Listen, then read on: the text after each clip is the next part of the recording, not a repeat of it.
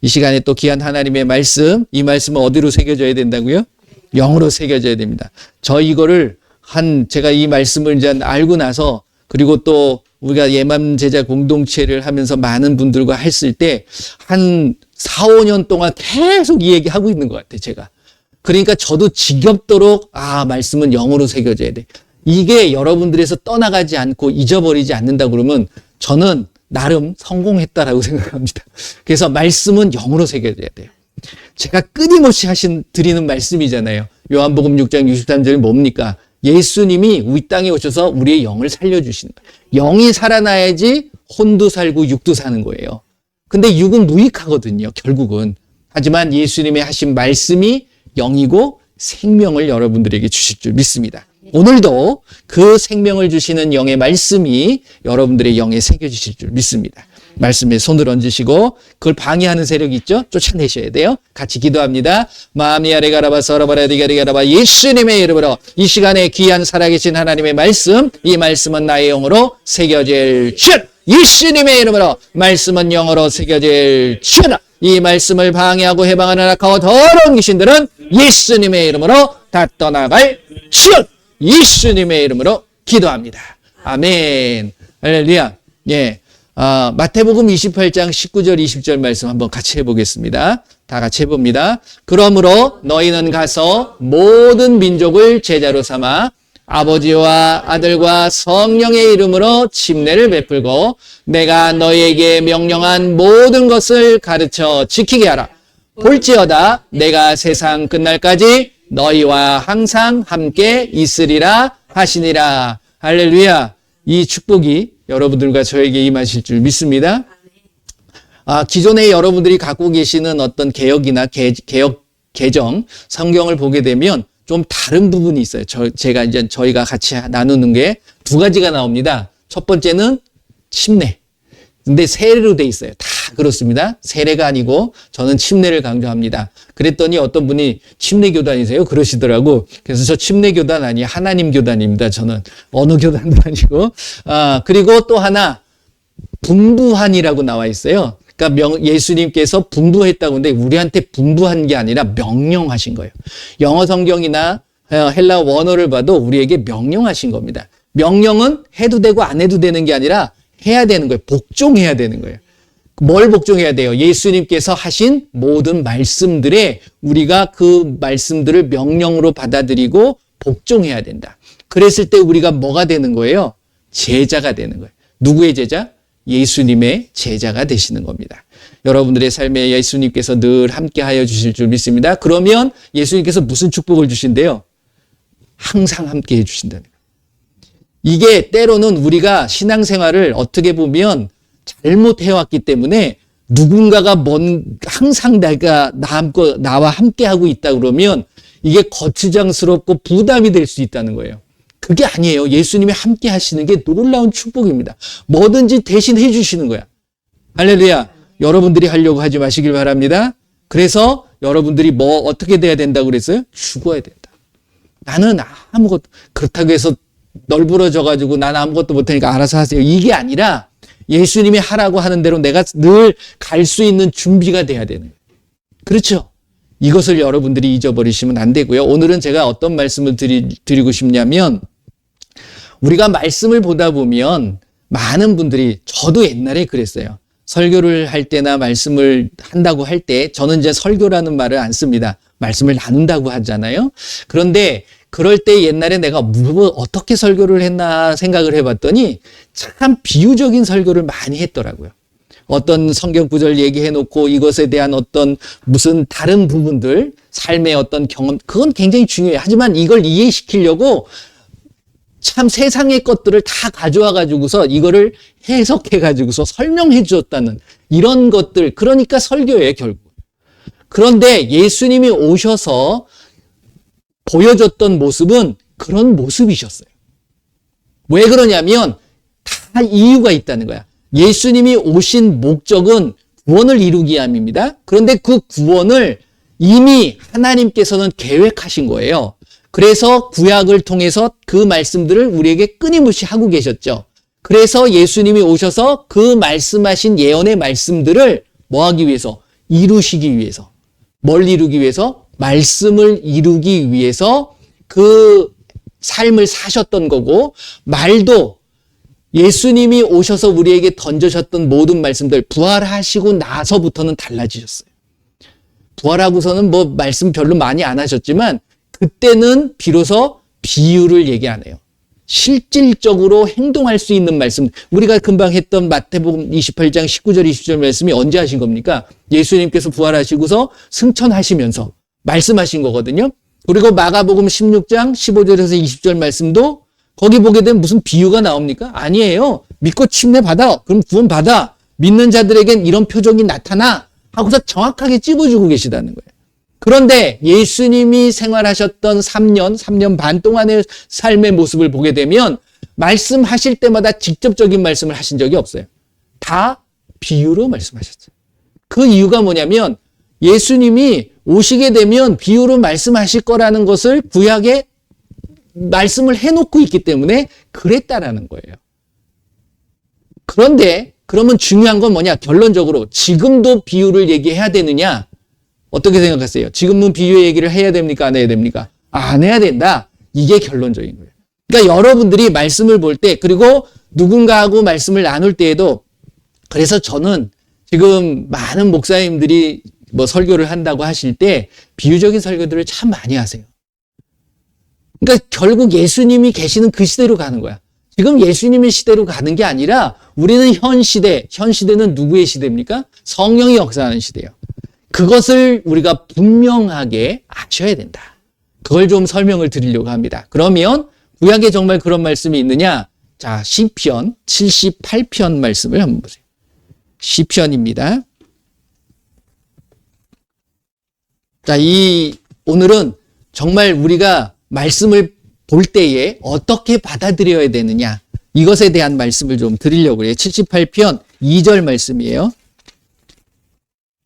시편 78편 2절 같이 한번 읽어보겠습니다. 시작. 내가 입을 열어 비유로 말하며 예로부터 감추어졌던 것을 드러내려 하니. 3절. 이는 우리가 들어서 아는 바요 우리의 조상들이 우리에게 전한 바라. 자, 이게 뭐냐면 이 시편을 쓴 시편 저자가 누구냐면 아삽이라고 합니다. 근데 아삽에게 하나님이 역사하셔서 이거 쓰게 만든 거예요. 하나님의 말씀이죠, 결국은. 그런데 이 아삽이 어떤 사람이냐면 어떤 사람인지 혹시 아시나요? 다윗의 시대 때 다윗 왕의 3대 찬양 대장들이 있었어요. 그러니까 일종의 뭐 성가대라고 할 수도 있는데 그 중에 한 사람입니다.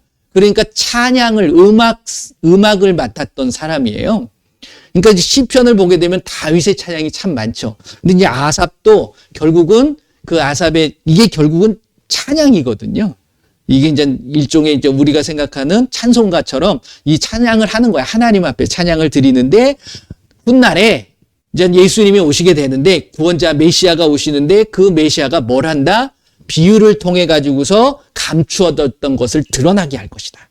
이 말씀을 하고 계시는 겁니다. 그러니까 예수님이 오셔서 이 말씀을 하세요. 직접적으로.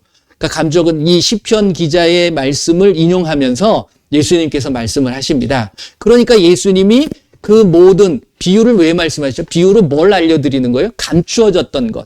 그런데 왜 비유로 얘기하느냐? 자, 이걸 여러분들이 아셔야 된다라는 거예요. 전에 드렸던 바지만 이들이 듣고 하나님이 우리에게 하시고자 했던 말씀들이 결국 뭐예요? 구약시대는 내가 올 거다. 이거예요. 하나님이 직접 너희들을 찾아갈 거다라는 말씀을 하고 있는 그게 메시아예요. 구원자예요. 그 전능하신 하나님이 오신다는 거거든요. 그래서 예수님이 오셔서 자 마태복음 13장으로 갑니다. 너무나도 잘 알고 계시는 말씀이죠. 마태복음 13장. 예수님의 어떤 모습을 보게 되면 그 전까지는 그냥 병 고치고 귀신 쫓아내고 이런 것들을 하셨어요.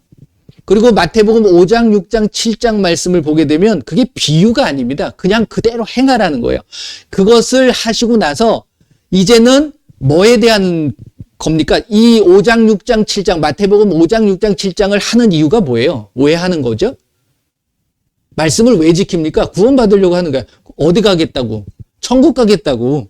그러니까 천국에 가는 것은 이렇게 살아야 되는 거고, 이제는 천국을 이루어갈 때는 어떻게 이루어가느냐에 대한 부분을 예수님께서는 직접적으로 얘기를 안 해요. 완전 비유를 가지고 얘기하는 거예요. 그래서 이 마태복음 13장 말씀 보게 되면 첫 번째 비유가 4가지 땅에 대한 비유에 대한 말씀을 하시잖아요. 근데 뭐 여러분들 너무 많이 들으셨으니까 다 아시는데, 이 이야기를 들으니까 처음 듣는 사람들은 이게 도대체 뭘 얘기하는지를 모르는 거예요. 그렇죠? 해석을 해줘야 돼. 그러니까 해석을 누가 해주냐가 굉장히 중요합니다. 그러니까 예수님 시대 때는 누가 해주셨어요? 예수님이 해주시는 거야. 그럼 지금은 성령님이 해석해 주는 게 아니라 이제 직접적으로 깨닫게 해주시는 거죠. 그걸 예수님이 이제 말씀하시는 겁니다. 자, 13장 비유에 대해서 이제 10절 보면 이 비유의 말씀을 해놓으니까 제자들이 그게 뭔데요? 이러고 오는 거죠. 10절 말씀 보면 제자들이 예수께 나와 이르되 어찌하여 그들에게 비유로 말씀하시나이까? 이 사람들도 잘 몰라. 그러니까 이제 예수님이 설명해 주시는 거거든요. 11절 대답하여 이르시되 천국의 비밀을 아는 것이 너희에게는 허락되었으나 그들에게는 아니 되었나니 무릇 있는 자는 받아 넉넉하게 되되 없는 자는 그 있는 것도 빼앗기리라. 그러므로 내가 그들에게 비유로 말하는 것은 그들이 보아도 보지 못하며 들어도 듣지 못하며 깨닫지 못함이니라. 이 이야기를 하시면서 이사야가 말했던, 이게 이사야서 6장에 나오는 말씀이에요. 이사야서 6장 8절, 9절, 10절 말씀을 보게 되면 너희가 듣기는 들어도 깨닫지 못할 것이요 보기는 보아도 알지 못하리라. 이 백성들의 마음이 완악하여서 그 귀는 듣기에 둔하고 눈은 감았으나 이는 눈으로 보고 귀로 듣고 마음으로 깨달아 돌이켜 내게 고침을 받을까 두려워함이니라 라고 이야기하시는 거예요. 그러니까 이게 여러분들 이게 굉장히 두려운 말씀이고 무서운 말씀이에요. 여러분들이 하나님을 알기로 작정했으면 깨닫게 해주세요. 근데 난 하나님 필요 없어. 이런 자에겐 아무리 좋은 말씀, 이 성경, 이 하나님의 말씀이 정말 놀라운 말씀들이 많잖아요. 이대로 살면 여러분들은 정말 제가 단언컨대 이 말씀대로만 사시면 100% 축복받습니다. 근데 왜 우리의 삶은 이래요? 그거는 100% 제가 확신하건대 말씀대로 안 사시는 거예요. 그렇기 때문에 받을 축복들을 우리가 놓치고 있고 못 받고 있는 거예요. 다른 거 없습니다. 그러니까 왜 말씀대로 못 사느냐? 못 깨닫는 거예요. 그렇게 살아가야 되는 건데 그렇게 살아가는지를 모르는 거예요. 왜? 이사야 선지자를 통해서도 말씀하셨지만 결국 그것이 연관되어져 있는 거예요. 사람의 가르침을 받는 거예요. 우리가 세상을 살아갈 때 예수님을 믿는다는 건 윤리적으로 도덕적으로 깨끗하게 살아가라는 게 아니에요. 착하게 사는 게 아니에요. 예수님은 말씀 그대로 살아가는 것. 우리는 착하게 사는 게 아니라 거룩하게 살아야 돼요. 우리는 한 단계 높습니다. 여러분들의 삶이 거룩해져야 되는 거예요. 데살로니가전서 5장 23절 말씀을 보게 되면 예수님께서 뭐라고 그래요? 내가 올 때 너희들이 뭐가 흠없이 보존되기를 원한다고요? 내 영과 혼과 육이 흠없이 보존되기를 원한다라고 말씀하고 계십니다. 그런데 그게 하나님이 거룩하심을 따라서 우리가 거룩해지는 모습인 거예요. 그러니까 여러분들의 영과 혼과 육이 한 점 흠이 없이 스크래치도 나면 안 되는 거야. 더러워지면 안 되는 거예요. 그게 거룩의 모습이거든요. 그렇게 보존되기를 원하는데 그 보존을 이루기 위해선 데살로니가전서 5장 23절 말씀이잖아요. 그 뒤 위에가 뭡니까? 16절, 17절, 18절. 항상 기뻐하라. 쉬지 말고 기도하라. 범사에 감사하라. 이 삶을 살으라는 거예요. 이것이 결국 내 영과 혼과 육을 흠없이 보존되게 살아가야 된다. 그런데 이것을 내 힘으로 할 수 있다 없다? 그러니까 19절 말씀에 뭐가 돼 있어요? 너희가 성령을 소멸하지 말아라 라는 말씀을 하고 있는 거예요. 이게 성령에 대한 이야기입니다. 그러니까 결국 성령을 통해서 이 말씀들이 깨달아지는 거고 그 말씀을 행할 수 있는 뭐가 생기는 거예요? 힘이 생기는 거예요. 그러니까 성령이 나와 함께 하시는, 이게 바로 하나님께서, 우리 예수님께서 너희가 내 명령대로 그대로 살아가게 되면 내가 끊임없이 항상, 그렇죠? 항상 너와 함께 하겠다라는 그 말씀을 이루어 가시는 거라는 거예요. 그러니까 여러분들이 제대로 예수님을 믿지 않고 내 어떤 계획이나 내 뜻, 내 생각들이 조금이라도 있다 그러면 결국 처음에 무엇을 알지 못하게 됐고 무엇을 깨닫지 못하게 되냐면 말씀을 깨닫지 못하는 거예요. 많은 사람들이 저한테 이제 말씀을 같이 나누면 이런 얘기들 하면 은혜 받았고요. 말씀을 이제 하나하나 깨닫는 것 같아요. 이렇게 얘기해요. 그런데 제가 이렇게 볼 때에 그 깨닫는 것은 있는데 삶은 안 바뀌어요. 행동은 안 바뀌어. 그건 깨닫는 게 아니에요. 깨달으면 뭐 해야 돼요? 행해야 되는데 요게 빠지는 거예요. 예수님은 무조건 행하기를 원하는 게 아닙니다. 정확하게 내가 그것을 의미를 알고 행해야 되는 거예요. 그러니까 엉뚱하게 행할 수 있는 거예요. 그러니까 구약의 말씀을 통해서는 이게 구약은 비유의적인 모습들입니다. 결국은. 그러니까 십계명이라는 것도 계명을 주셨잖아요. 구약은 율법이라는 게 주어집니다. 그건 완전한 게 아니에요. 희미하게 누구를 보여주냐면 그 율법을 이루실 예수님의 모습을 보여주고 있는 거예요. 그러니까 히브리서 10장 1절 말씀이 뭡니까? 찾아보세요. 같이 보세요. 히브리서 10장입니다. 히브리서 9장 말씀도 여러분들 9장과 10장이 좀 연결되어져 있는 부분이지만 여러분들이 10장을 이해하기 위해서는 9장을 읽어보시는 것도 좋아요. 근데 이제 10장 1절을 보게 되면 같이 읽어볼게요. 시작. 율법은 장차올 좋은 일의 그림자일 뿐이요. 참 형상이 아니므로 해마다 늘 드리는 같은 제사로는 나아오는 자들은 언제나 온전하게 할 수 없느니라. 그러니까 행위를 가지고선 절대로 우리가 온전하게 될 수 없다는 것을 이야기하는 거예요. 그리고 율법은 뭐라 그래요? 그림자예요. 그러니까 희미한 거야. 그러면 복음은 누구죠? 예수님이에요. 예수님은 완전하신 거야. 그 예수님을 만나게 되면 여러분들이 예수님을 진정으로 만나면 그 예수님을 거부할 수 없습니다. 그런 거예요. 근데 때로는 여러분들 한번 생각을 해보세요. 가슴에다 손을 얹고 내가 예수님을 거부하고 있는가? 예수님의 말씀대로 잘 살아가고 있는가? 때로는 내가 가끔 그건 너무 이러고서 이게 물리치는 경우들도 있는 거예요. 그것이 결국은 우리가 하나가 되어지 못하는 거예요. 그러니까 그 의미는 뭐냐면 말씀이 내 안에 제대로 딱 자리 잡고 있지 못하다는 겁니다. 다른 이유 없어요. 그래서 예수님은 오셔서 이제 비유로 얘기를 하시는데 13장으로 다시 돌아가셔서 보게 되면 이게 이제 결국 이 비유를 말씀을 하시고 나서 우리의 삶에 대한 부분을 이야기를 하시다가 결국 이 마태복음 13장에만 나오는 것이 아니라 이게 마태복음 마가복음 4장에도 나오는데 여기 34절 35절 한번 읽어보세요. 마태복음 13장 34절 35절 같이 한번 읽어봅니다. 예수께서 이 모든 것을 무리에게 비유로 말씀하시고 비유가 아니면 아무것도 말씀하지 아니하셨으니 이는 선지자를 통하여 말씀하신 바 내가 입을 열어 비유로 말하고 창세부터 감추인 것을 드러내리라 함을 이루려 하심이라. 아멘. 예수님이 항상 병을 고치고 귀신을 쫓아내고 또 뭐 말씀을 하신 모든 것들이 결국은 이거의 결론적인 거예요. 그러니까 무언가 말씀하신 바 35절 보면 통하여 말씀하신 바 그것을 이루기 위함이다. 결국 말씀을 이루기 위함이에요. 그런데 그 말씀이 누구세요? 예수님이세요. 그러니까 예수님이 오셔서 예수님의 모든 행동들은 다 말씀으로 말씀해 놓으신 거야.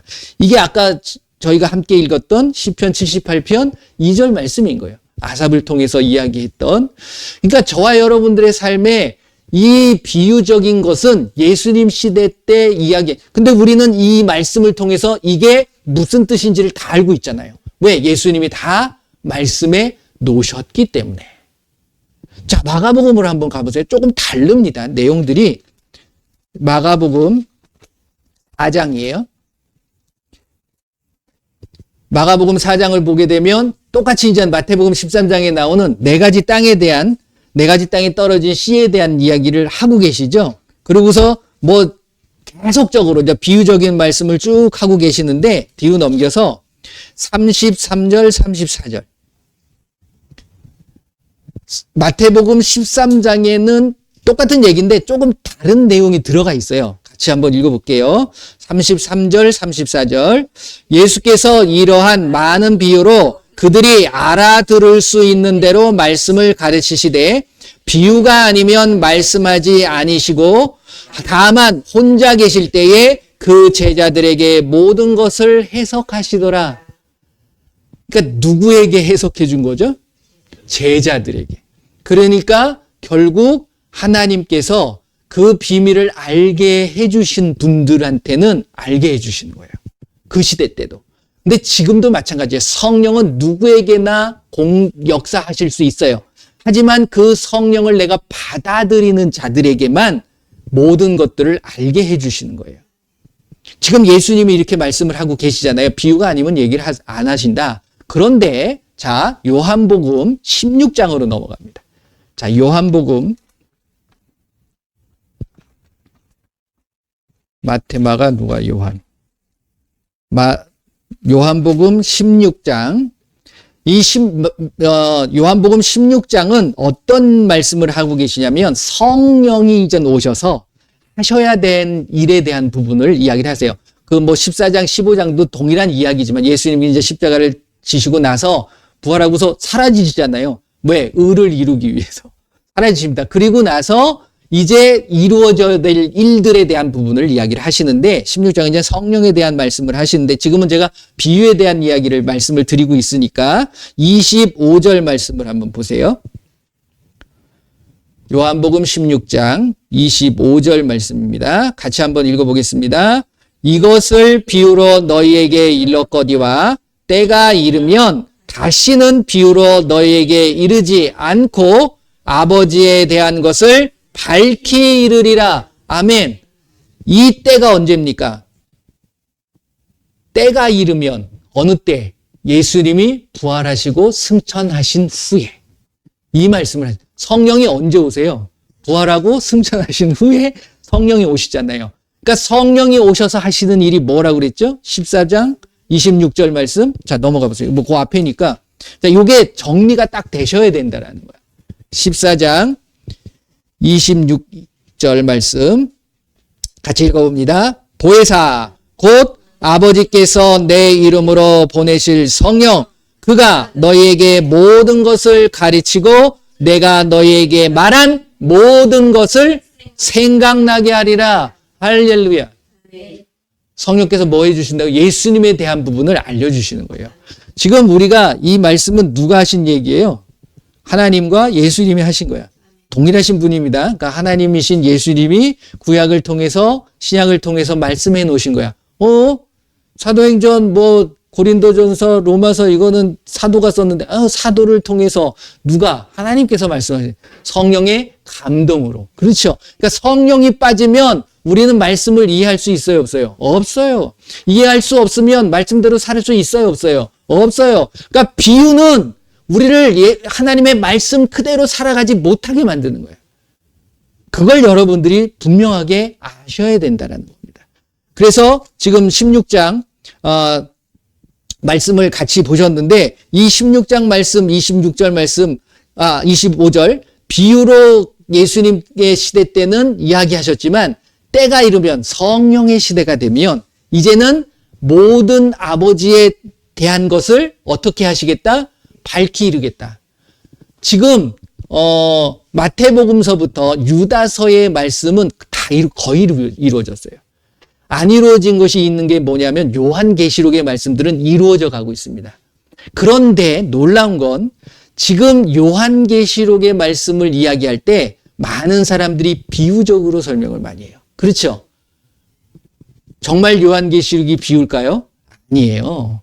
그 요한이 본 거는 확실하게 자기가 본 거를 상징적으로 얘기를 한 거지. 왜? 자기가 자기 시대에는 없는 것들을 미래에 대한 부분을 본 거니까 많은 사람들이 이게 비유라고. 비유라는 의미가 뭡니까?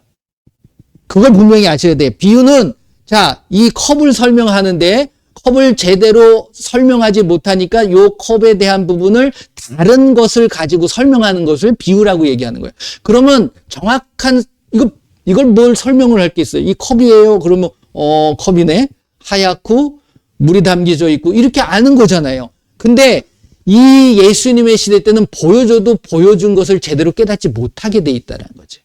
근데 지금도 그것을 똑같이 여기고 있다 그러면 우리는 시대를 역행하는 거예요. 구약으로 돌아가는 거고 예수님의 시대로 돌아가는 거야. 그러면 안 된다는 거야. 이제 여러분들이 하나님께서는 성령을 통해 가지고서 우리에게 어떻게 행해야 될 것인가에 대한 부분을 직접적으로 정확하게 심플하게 다 말씀해 놓고 계세요. 어려워요? 항상 기뻐하라는 것을 비유적으로 어떻게 할 거예요?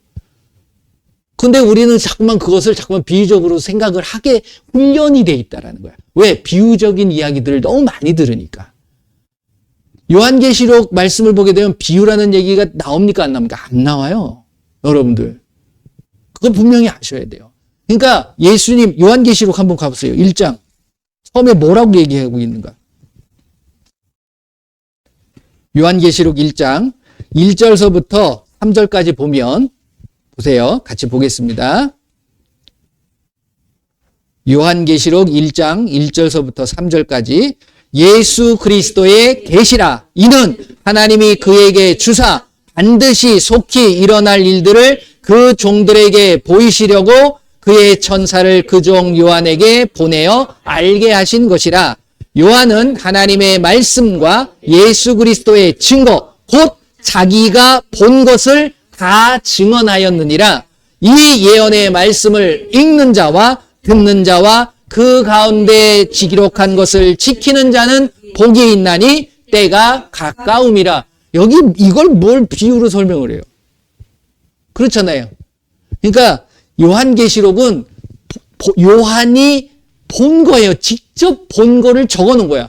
근데 본인이 그걸 본 게 이게 미래에 이제 지금 이 시대에 일어나는 미사일이나 비행기 날아다니기 이게 도대체 저게 뭐야? 그러니까 자기가 그 시대의 단어로 설명할 수 있는 한계가 있는 거죠. 그러니까 그렇게 나온 거지 절대로 비유가 아니라는 거예요.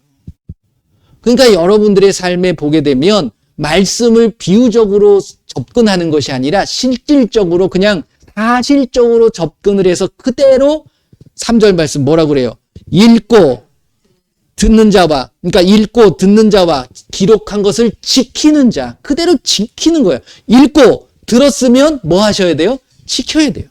행하셔야 된다는 거예요. 요한계시록에 뭘 지키라는 거예요? 결국은 뭘 읽고 뭘 들은 거예요? 너희가 구원받으려면 너의 믿음을 제대로 지켜야 된다. 믿음 잃어버리지 말아라. 그 얘기 하시는 거야. 딴 거 있어요? 그런데 여기에 이제 무슨 비유와 상징을 가지고 여기서 적그리스도들이 많이 나오죠? 왜? 예수님의 모습들을 가려놓는 거야. 여러분들과 제가 말씀 안에 있는 그 예수님을 정확하게 만났다면 내가 어떤 잘못된 것을 딱 봤을 때 선악을 분별하는 것처럼 확실하게 분별할 수 있잖아요. 그럴 수 있지 않아요? 제가 그런 말씀을 좀 드리면 뭐하지만 지금 적그리스도의 모습으로 나타나고 있는 모습들이 많이 나타나잖아요. 그것을 봤을 때 이거는 참된 그리스도인이 아니야 라고 하시면 딱 가야 돼요? 안 가야 돼요? 가는 이유가 뭐예요? 말씀이 눈에 가려졌으니까 그 말씀을 비유적으로 해석을 해주니까 와 새롭네 이러고 따라가는 거예요. 새로운 거 찾아가지 마세요. 이게 헌 거예요? 옛날 거니까 이걸 헌 거라고 생각하시나 봐. 이게 새로운 거예요. 이게 새로운 거야. 새로운 피조물이라는 건 이 말씀 그대로 살아가는 것이 새로운 피조물이 되는 거예요. 지금은 비유의 시대가 아닙니다. 지금은 말씀 그대로를 그거 해석할 필요 없어요. 연구할 필요 없어요. 예수님이 다 설명해 놓으셨어요. 그렇잖아요. 뭐 어려운 게 있습니까? 근데 어렵게 여러분들이 여태까지 신앙생활을 해오셨어요. 그러니까 가려져 버린 거야. 감춰 놓은 거야. 예수님이 그러니까 오셔가지고서 그 이유가 뭐예요? 사람의 가르침을 받으니까 어려워지는 거예요. 누구의 가르침을 받아야 돼요? 성령의 가르침을 받아야 돼요. 할렐루야. 포인트가 그겁니다. 누구한테 가르침 받으려고 하지 마세요. 성령의 가르침을 받고 제가 여러분들 가르치는 건가요? 아니에요. 말씀을 나누는 거예요. 말씀 그대로 있는데 제가 늘 말씀드리잖아요. 제가 뭘 가르칩니까? 여러분들이 더 훌륭하신데 여러분들이 저보다도 더 많은 것들을 알고 계시는데 그런데 저는 말씀을 성령께서 깨닫게 해주셨기 때문에 이 부분이 보이는 거예요. 저는. 그래서 이렇게 보시라고 말씀을 드리는 겁니다. 그랬을 때 여러분들의 눈이 열리는 거예요. 하나님이요, 잠자는 영을 부어버리면 감당이 안 되는 거야. 그렇잖아요. 알려고 해도 모르게 돼 있는 거예요. 여러분들 한 주간 동안 성령의 인도하심을 따라 성령이 말씀하시는 대로 순종하시고 행하시는 저와 여러분들이 되시기를 바랍니다. 결국 예수님께서는 그 모든 행위를 통해 가지고서 사랑하실 것이다. 내가 믿는 자는 결국 사랑을 통해서 나타나실 수밖에 없어요. 그러니까 내 안에 어떤 미움, 내 안에 어떤 상처, 내 마음속에 어떤 불안함, 내 마음속에 염려, 예수님은 절대로 주시는 분이 아니에요. 성령님은 그렇게 역사하지 않아요. 아까 우리가 요한복음 14장 26절 말씀을 읽었지만 26절, 27절 말씀이 뭡니까? 성령께서 역사하시면 우리에게 그 예수님을 가르쳐 주시고 예수님을 생각나게 하시면서 그것을 통해서 뭘? 평안을 주시는 거예요. 여러분들의 삶에 평안이 없는 건 내 안에 예수님이 계시지 않는 거라고 생각하셔도 돼요. 예수님이 계시면 여러분들은 평안해지실 줄 믿습니다. 그래서 그걸 구하셔야 돼요. 늘 응답은 먼저 보여지지 않아요. 믿음은 바라는 것들의 실상이요 보지 못하는 것들의 증거라고 얘기했잖아요. 그러면 예수님은 그 딱 보일 때까지 우리가 그냥 불안한 마음으로 그걸 고대하고 있게 만드냐? 아니에요. 먼저 뭘 주시냐면 평강을 주세요. 기도할 때 여러분들이 구분할 수 있는 이것이 정말 하나님이 원하시는 거냐 아니면 내 욕심이냐 구분할 수 있는 것이 첫 번째가 뭐냐면 내 안에 평안이 임하느냐. 이걸 여러분들이 살피시면 됩니다. 평안이 오면 왠지 모르게 내 뜻하고는 다른데 평안해. 그러면 이게 하나님이 인도하시고 끌고 가시는 거예요. 이제 그걸 여러분들이 늘 구하실 수 있어야 돼요. 예수님의 말씀에 나와 있는 부분이니까. 그렇죠? 그래서 이번 한 주간 동안도 여러분들이 그 말씀을 지키고 그 말씀대로 행하실 수 있는 축복된 한 주간이 되실 줄 믿습니다. 자, 그 말씀을 지키기 위해서 우리가 기도하는 거예요. 누가 해주셔야 돼요? 성령님이 해주셔요. 그래서 그 성령님이 내 안에서 역사하시도록 늘 기도하시는 거예요. 이게 무슨 기도예요? 영의 기도예요. 하나님과 늘 통할 수 있는. 그래서 이 시간에 여러분들 예수님의 말씀대로 살겠습니다. 한번 다시 고백하고 한번 기도하는 시간 갖도록 하겠습니다. 기도합니다. 예수님 감사합니다. 귀한 하나님의 말씀을 통하여서 이제 나에게 주어지신 하나님의 뜻이 무엇인가를 분명히 알았사오니 그 말씀을 붙잡고 그 말씀을 잘 행하고 그 말씀을 잘 지켜나갈 수 있는 우리의 모습이 되게 하여 주시옵소서. 그러므로 예수님께서 베풀어 주시는 귀한 은혜와 그 사랑 그리고 그 축복이 우리의 삶에 나타나게 하여 주시옵소서. 계속해서 기도하세요. 아프신 분들이 계시다 그러면 예수님의 이름으로 손을 얹고 기도하시길 바랍니다. 그리고 여러분들의 삶에 문제가 있는 사람들은 그 문제를 예수님의 이름으로 해결해 달라고 다 같이 기도하도록 하겠습니다. 예수님 감사합니다. 이 시간 예수님의 이름으로 손을 얹고 나에게 역사하고 있는 악하고 더러운 귀신, 나에게 온 모든 질병들 그것을 위하여 기도합니다. 예수님 이 시간 깨끗게 하여 주시옵소서. 치료하여 주시옵소서. 예수님의 이름으로 명하노니 이 땅에 살아갈 때 필요한 모든 것들이 예수님의 이름으로 이루어질지어다. 특별히 건강이 연약한 자들을 위하여 기도합니다. 예수님의 이름으로 이 시간 디스크, 관절, 연골 그리고 모든 암의 종양들 예수님의 이름으로 깨끗하게 치료될 것. 예수님의 이름으로 우울증, 조현병, 조울증은 이 시간 예수님의 이름으로 완전히 사라질 것. 예수님의 이름으로 알츠하이머, 파킨슨 치매는 이 시간 완전히 치료될 것. 예수님의 이름으로 머리부터 발끝까지 모든 기관과 장기는 깨끗하게 치료될 것. 예수님의 이름으로 당뇨는 사라질 것. 예수님의 이름으로 비만도 사라질 것. 예수님의 이름으로 심장과 혈압은 정상으로 회복될 것. 예수님의 이름으로 우리의 모든 육신적인 연약한 것들은 강건하게 될 것. 예수님의 이름으로 기도합니다. 아멘. 자, 기도하셨으면 여러분들은 뭘 점검하셔야 되냐면 내 마음의 그 불안과 염려와 걱정 그런 것들이 사라졌는가 먼저. 그 귀신이 그걸 통해 가지고서 역사하는 거거든요. 그러면 아직도 불안하고 염려가 있으면 그거 쫓아내셔야 돼. 나에게 불안하고 염려하게 만들고 걱정하고 근심하게 만드는 약하고 더러운 귀신 떠나갈지어다. 또 이제 연약한 것 여러분들이 질병을 위해서 기도했다 그러면 나아졌는가 점검하셔야 돼요. 좋아지셨으면 예수님께서 역사, 안 좋아지셨어도 예수님이 만져주셨음을 믿으시길 바랍니다. 좋아지셔야 돼요. 건강하셔야 돼요. 이 땅을 살아갈 때. 그러니까 우리가 채찍을 맞으시고 십자가를 지시고 징계를 받으신 예수님을 우리가 온전히 믿는다면 여러분들 아프시면 안 돼요. 할렐루야. 건강하시길 바랍니다. 행복하시길 바랍니다. 예, 부여하실 줄 믿습니다. 제가 기도하겠습니다. 예수님 감사합니다. 우리의 삶에 한 주간 동안의 삶을 또 새롭게 시작합니다. 우리의 삶이 늘 예배가 되게 하시고 예수님과 함께하게 하시고 늘 예수님이 나에게 말씀하시는 귀한 하나 살아계신 하나님의 말씀을 따라 우리가 순종하고 복종하고 지켜나갈 수 있도록 저희들을 붙잡아 주시옵소서. 지금은 우리가 그 말씀을 지키고 나가고 그 말씀대로 행할 때임을 깨닫게 하셨사오니 이제 그것을 그냥 거부감 없이 부담 없이 받아들이고 그것을 하나하나 행하여 나가는 그래서 믿음이 온전하게 이루어갈 수 있는 저희들이 되게 하여 주시옵소서. 예수님의 사랑을 이루어가기를 원합니다. 내 주변의 모든 자들을 품고 이해하고 나를 박해하고 나를 모욕 주고 나에게 어려움을 갖다 주는 그 모든 자들을 예수님의 이름으로 사랑하고 예수님의 이름으로 축복하는 우리 모두가 되게 하여 주시옵소서. 지금은 우리 주 예수 그리스도의 은혜와 우리 하나님의 크고 넓으신 사랑하심과 성령님의 인도 보호 깨닫게 하심이 이제 그 말씀을 지키고 그 말씀대로 행하겠다고 다짐하는 귀한 하나님의 백성들 머리머리 위에 그들의 가정과 그들의 삶과 그들의 일터 위에 그리고 우리 조국 대한민국에 지금으로부터 영원토록 함께할지어다. 아멘.